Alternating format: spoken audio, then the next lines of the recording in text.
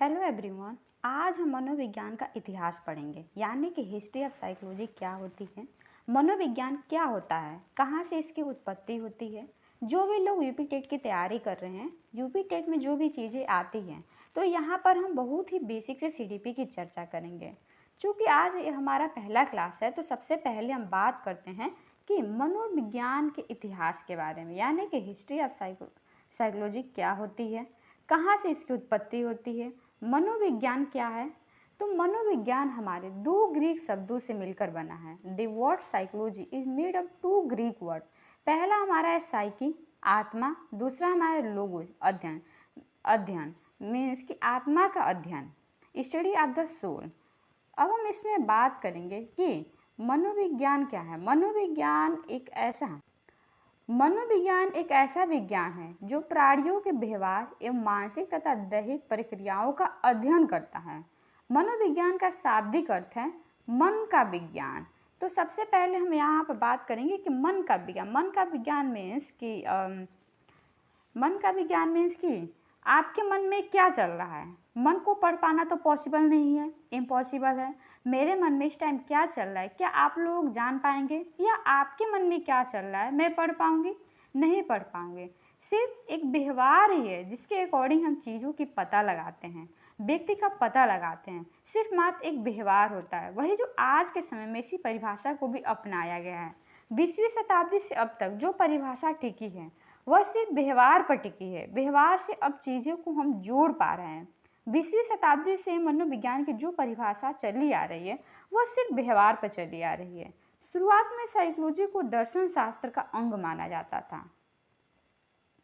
अब हम इसमें सबसे पहले बात करेंगे कि मनोविज्ञान का विकास, द डेवलपमेंट ऑफ साइकोलॉजी। अब हम बात करते हैं कि मनोविज्ञान का विकास कैसे हुआ, कब हुआ और क्यों हुआ। तो मनोविज्ञान का जो विकास है वो हमारा विकास धीरे धीरे विकसित हुआ। मनोविज्ञान का विकास धीरे धीरे विकसित हुआ, जिसमें हमारा सबसे फर्स्ट स्टेज प्रथम अवस्था है, जिसमें आत्मा के विज्ञान के रूप में मनोविज्ञान को देखा गया। The psychology as the science of the soul, जो हमारी 16वीं शताब्दी में आई थी। अरस्तु, Plato, Rudolf Goeckel, Christian Wolff इसमें शामिल थे। शुरू में लोगों ने इसको आत्मा का विज्ञान समझते थे। शुरू में लोग इसे आत्मा का विज्ञान समझते थे। क्योंकि आत्मा के विज्ञान के रूप में मनोविज्ञान को देखा गया था। इस अवस्था में लोग मानते थे कि इंसान का व्यवहार जो है उसकी आत्मा से नियंत्रित होता है, यानी कि इंसान का व्यवहार का पता उसकी आत्मा से लगा पाएंगे। अरस्तु और प्लेटो का मानना था कि उनका कहना था कि इन लोगों ने इसे आत्मा का विज्ञान कहा, और जो व्यवहार हम जानेंगे वह सिर्फ आत्मा से ही जान पाएंगे। तो ऐसा तो संभव नहीं है। क्या आप में से किसी ने आत्मा देखी है? तो उस समय भी लोगों ने इस पर सवाल उठाए कि भैया आत्मा का रंग क्या है, रूप क्या है, आकार क्या है, ये तो बता दो। अगर आप इसको आत्मा से जोड़ रहे हो तो इसका एविडेंस क्या है? तो इसलिए लोगों ने इसका खंडन कर दिया कि आत्मा का कोई रंग, रूप, आकार नहीं होता है, आप इसे देख नहीं सकते हैं, उसके व्यवहार का पता कैसे लगाओगे। तो इस तरह से इस परिभाषा का खंडन हो गया। अब बात हम करते हैं प्लेटो की। प्लेटो मानते थे कि आत्मा अमर है, शरीर मर सकता है, आत्मा नहीं। अब हम बात करते हैं अरस्तु की। अरस्तु मानते थे कि आत्मा शरीर से अलग नहीं है, दोनों मिलकर जीवन बनाते हैं। फॉर एग्जाम्पल, जैसे मान लीजिए आप अपने मोबाइल से अपनी बैटरी को अलग नहीं कर सकते, इसी तरह अरस्तु का मानना था कि आत्मा और शरीर एक ही हैं। फिर लोगों ने इस पे भी सवाल उठाए, इसका भी खंडन हुआ कि आत्मा का रंग, रूप, आकार क्या है।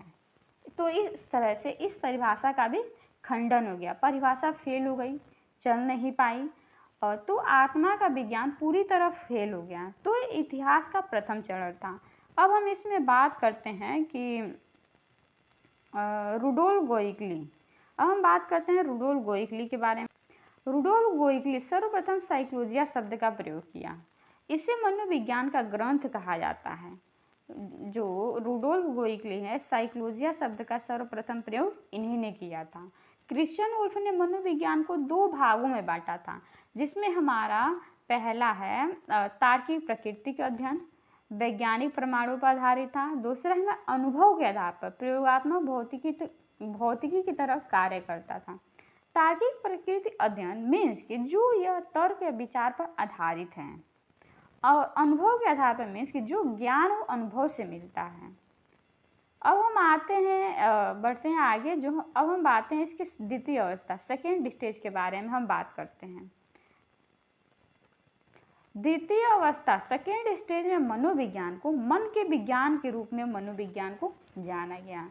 Psychology as the science of the mind, जिसमें हमारे पोम्पोनोजी विलियम जेम्स थे, जो हमारी 17वीं और 18वीं शताब्दी में आई थी, 17वीं और 18वीं सेंचुरी में। इसमें बताया गया कि मन के विज्ञान के रूप में मनोविज्ञान को देखा गया, यानी कि मन के अकॉर्डिंग मनोविज्ञान को जाना गया। मनोविज्ञान इस समय विद्वानों ने कहा कि यह आत्मा का नहीं, यह मन का विज्ञान होता है। तो आपसे एक सवाल है कि क्या कोई मन को पढ़ पाएगा? क्या आप मेरा मन पढ़ पाएंगे? नहीं पढ़ पाएंगे। तो ये परिभाषा भी क्या हो गई? फेल हो गई। फिर लोगों ने ये परिभाषा भी फेल हो गई। इस परिभाषा का भी लोगों ने खंडन कर दिया, ये भी परिभाषा टिक नहीं पाई। अब हम आते हैं अपने थर्ड स्टेज तृतीय अवस्था पे। अब हम बात करते हैं तृतीय अवस्था थर्ड स्टेज के बारे में। चेतना के विज्ञान के रूप में मनोविज्ञान को जाना गया। Psychology as the science of the consciousness. Psychology as the science of the consciousness, यहाँ पे क्या किया गया? चेतना के रूप में मनोविज्ञान को जाना गया है। तो सबसे पहले बात करते हैं कि आप चेतना से क्या समझते हो। चेतना मीन्स कि जब हमें अपनी भावनाओं और विचारों का ज्ञान हो जाए। चेतना मीन्स कि जब हमें अपनी भावनाओं और विचारों का ज्ञान हो जाए। तो ये हमारे 19वीं शताब्दी 19वीं सेंचुरी में आई, जिसमें हमारे William Wundt, William James, William सली थे। इन आधुनिक मनोविज्ञान के जनक, फादर ऑफ मॉडर्न साइकोलॉजी भी हम क्या विलियम वुंट को कहते हैं। अगर ये क्वेश्चन पूछे कि फादर ऑफ मॉडर्न साइकोलॉजी कौन है, तो वो क्या है? हमारे विलियम वुंट हैं। अब हम बात करते हैं कि आधुनिक मनोविज्ञान के जनक क्या है? हमारे विलियम वुंट हैं। विलियम वुंट ने ही 1879 में विलियम वुंट ने ही 1879 में क्या किया? तो विलियम वुंट ने